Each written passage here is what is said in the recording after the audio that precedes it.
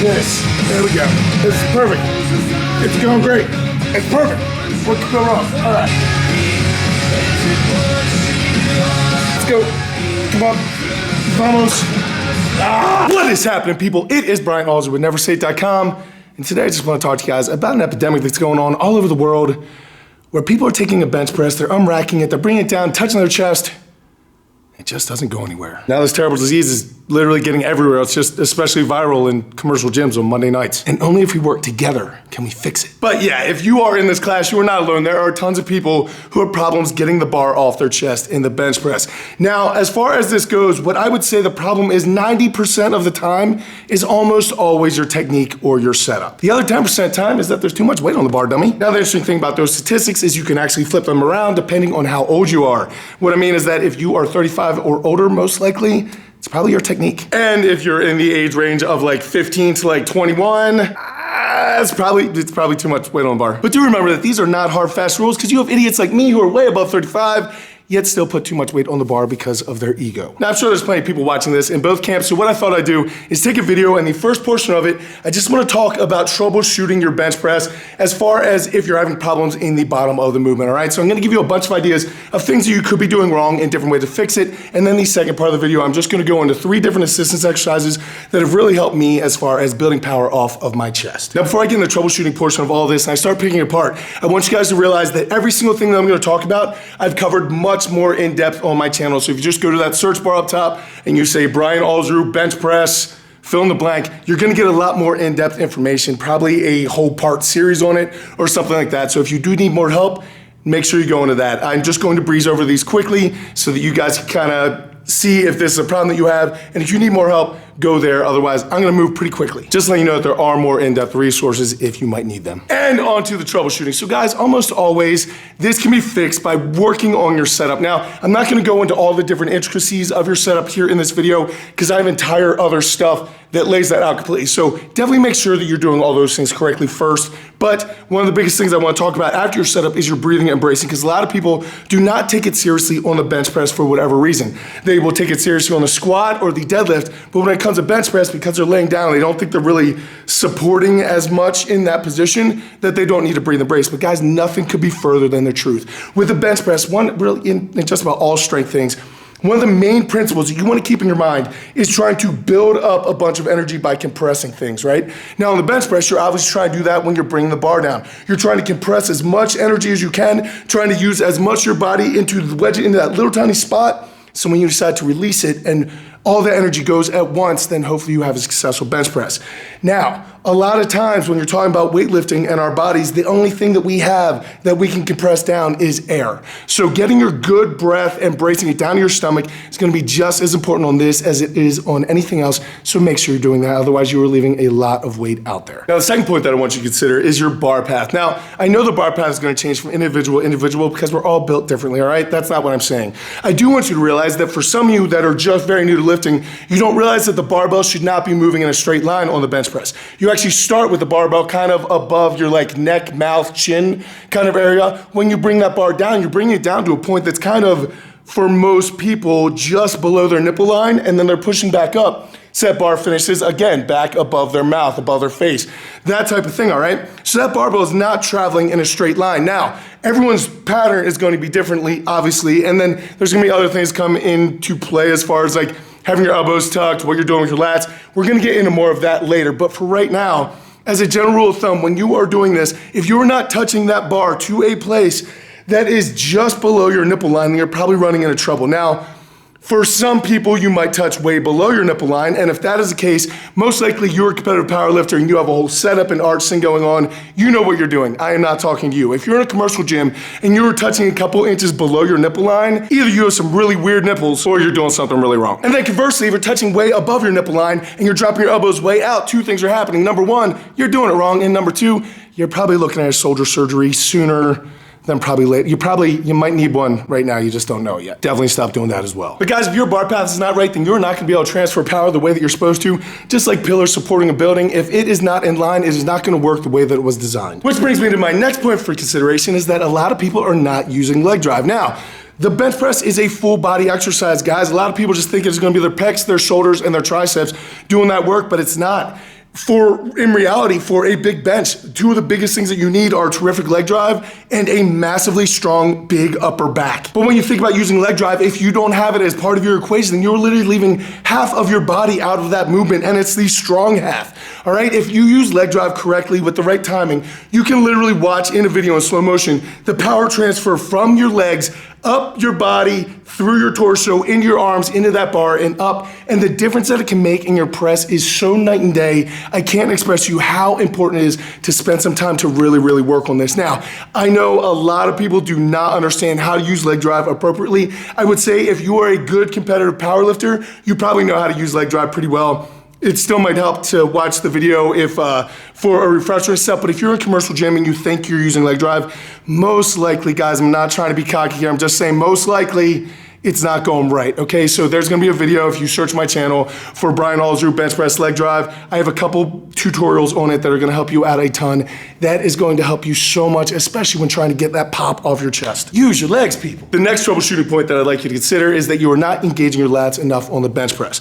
Now, for me personally, the cue that I like to use is to bend that bar like a horseshoe. Some people will talk about trying to tear the bar apart. Personally, bending it like a horseshoe is what has worked best for me. Engaging your lats is going to do a ton of other things for you, like create a bigger foundation for that bar to come down. You're gonna create that spring type of thing. I'm gonna talk about that as well as keeping your elbows tucked. Later, it's gonna help fix your bar position and your bar path. Those are all very, very important. So this is massively, massively important, but I think what it does the most for me, bending that bar, teaches me that I am engaging my lats and I'm thinking almost like I am rowing that bar down to my body.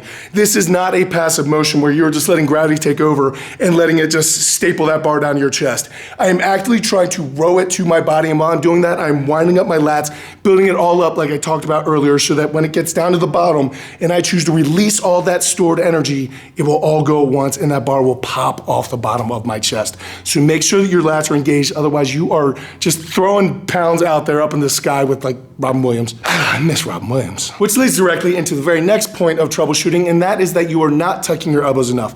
Now, when I learned the bench press way back in the day, someone taught me that if I stuck my elbows out to the side and dropped them down, that I would use my chest more. And since I was a 13-year-old boy, I thought that would be awesome to have a big, massive chest. So that is how I learned how to bench. Now, I would tell you that probably wasn't the best thing for my shoulders, because it wasn't a bad thing for me genetically so bad. I really didn't run into a whole lot of problems there, so thank God for that. However, I would never recommend that someone drops their bench press down like this. That is typically no bueno and will land you in an orthopedic surgeon's office very, very shortly. Also, something that I talked about extensively in other videos is that when you're in the bottom of a bench press, if your elbows are tucked, as you start to push up, they can flare. When they flare, you will get horsepower back into the bar because you're switching the muscle groups around really where the focus is going to be. If your elbows are already flared in the bottom, they have no place to go, which means you are in that dead zone and you're not gonna come out of that dead zone anytime soon. So keeping those elbows tucked gives you more of an option. And also, guys, remember, when we're talking about compression and trying to build up everything like that, believe it or not, your triceps and your lats, if your lats are spread and you have your elbows tucked deep enough,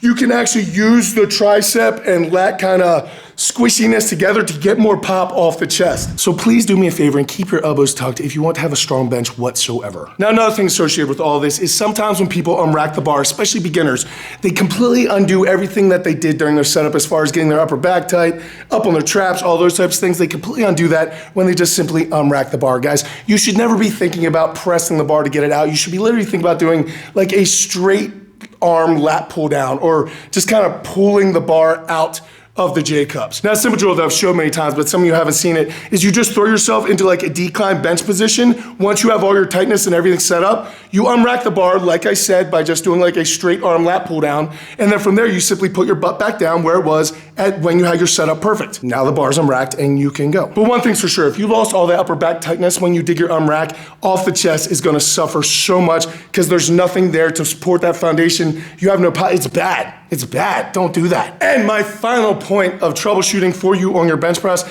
is that your upper back is just not strong enough. Now, I know a lot of people hate me for saying this, but I truly believe that your barbell row should be just as strong as your bench press, and if it is not, then you have a serious problem. Now, any time that I throw out there, they're all kind of guys with a bunch of letters behind their names, CSCPT, trainer, this, blah, blah, blah, that love to tell me that I'm stupid and that it doesn't work. However, for myself, all the people at my gym, as well as a ton of world champions and the best benchers in the world, they all pretty much agree that, yeah, that's pretty much spot on. It's not like a 1-to-1 ratio, but if your row goes up, almost always your bench press will go up. So I would highly recommend you guys make things like rows, barbell rows, all types of rows, a much bigger part of your training, because it only helps your bench, your overhead press, your squat, your deadlift, it helps everything. The row should be literally one of the top exercises out there. If you're not sticking your program all the time, you should be. Now, a really quick drill that will actually address a lot of the points that I just covered from above is a kind of row bandy bench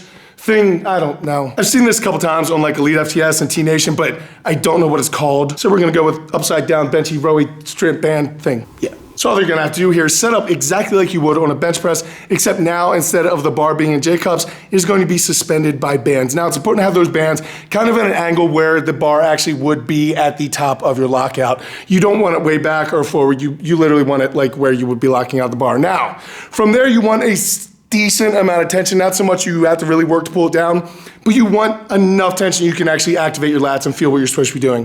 From here, simply row that bar down to your chest. Now you're gonna see your elbows tucked, you're gonna see where you're bringing that bar, you're going to learn how to activate, you're gonna see as you're up on your traps, where you're set up, where it's gonna be perfect for that bar to go. You're just reverse engineering a perfect bench press. So doing this, but then under pressure, you're going to be actually using the lats to actually pull that bar into position the exact same way that I was talking about earlier, where it is not a passive motion, just allowing gravity to bring that bar to you. You need to actively pull it down to the point that you want it in your chest, then reverse that motion. But learning how to coil up all of that energy and getting all that tightness, just like building up in a powder keg, is exactly what you're trying to do with this drill on this row. So definitely give this a try. Should solve a couple of those problems from above. But like I said, if you need more in-depth on any of those individual points, I have videos just about on every single point of that. So definitely go check that out. Now, I want to talk to you guys about 3 assistance exercises that have helped me greatly when it comes to actually being stuck off my chest. Now, if you ask any decent strength coach, almost every single one will say, if you're having problems off your chest, that a pause bench press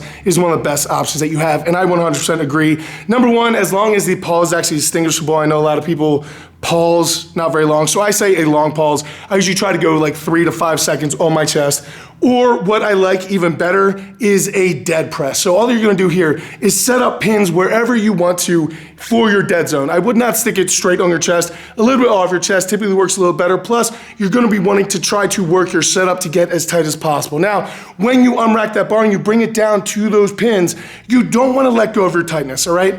The entire point of this, it's kind of a strange thing. It's gonna take you a little bit to get a hold of, because you can't let go of your tightness as far as having your lats engaged, your back engaged, everything tight, everything working. However, you need to not allow any of the stretch reflex or any of that rebound that you would normally get out of the bottom of bench press, all right? So once you bring it down to those pins, I don't want you to lose your tightness, but I want you to disengage, I guess that's the best way, and then reverse it. But the main point here is that you're trying to take out all of that elasticity at all, so you just don't want to be like banging on those pins or tapping them. You literally want to come down, stop, let it die, explode. Come down, stop, let it die, explode. And this, of course, will work for all different types of ranges on the bench press, not only off your chest, but it is especially good for there. The second exercise that I would highly recommend is the banded bench press, both with the barbell and the dumbbell. Now, typically, if you're doing a banded bench press, we're talking about accommodating resistance, and all that is a fancy way of saying pretty much the weight gets heavier as it goes up. So if you're bench pressing, it might be 300 pounds on the bottom, but as you're going up, those bands create tension, or there's more chain coming off the ground.